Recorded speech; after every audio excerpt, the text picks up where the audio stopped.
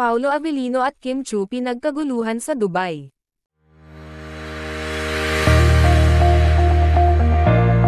Nakarating na nga ang Kim Pao at ang mga staff nito sa Dubai, kung saan ay sinalubong sila ng ating mga kababayan. Makikita na pinagkaguluhan talaga at matyagang ang nag-aabang ang iba.